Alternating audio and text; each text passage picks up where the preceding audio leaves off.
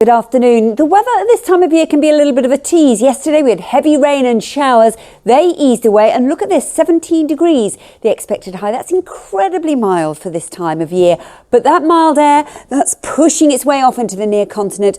Cooler air set to return. In fact, dare I say it, even turning a little wintry over the next couple of days. For the here and now, though, we've got a frequent rash of showers across Scotland, Northern Ireland, northwest England. The best of the sunny spells so far have been across central and southern England, and that's likely to stay the case through the rest of the afternoon. Now, it's still pretty windy out there with widespread gusts of winds in excess of 40 miles an hour. We might see 60 miles an hour on exposed coast, but at least it's still coming from a southwesterly direction for the time being, so still relatively mild in the southeast.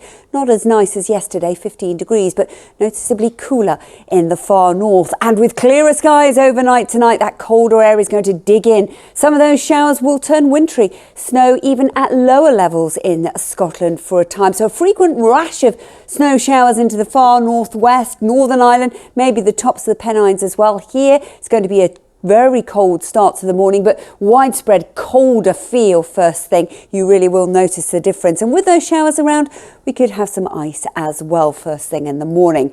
So generally speaking, we keep some sharp showers up into the far northwest, but for England and Wales, again, it's going to be a blustery day, but relatively dry with some sunshine. Strongest winds on Thursday, Northern Ireland and maybe southwest Scotland. Now, as we move out of Thursday, in terms of the feel of things, we'll see top temperatures of between 7 and 11 degrees.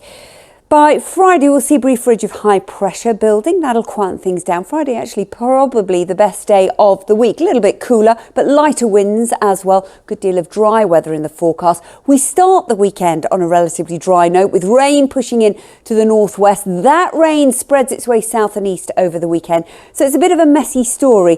Basically, the weekend is panning out like this. The wet weather will start off into the northwest and then clear through the southeast on Sunday. But there will be a good deal of dry weather in the forecast through the weekend for some of us at some point. Just want to give you a heads up into next week. High pressure is set to build across England and Wales in particular. Could be some rain into the far northwest, but it's worth bearing in mind we could see at least 5 or 6 days of dry, settled weather. We haven't seen weather like that since mid-September last year. We look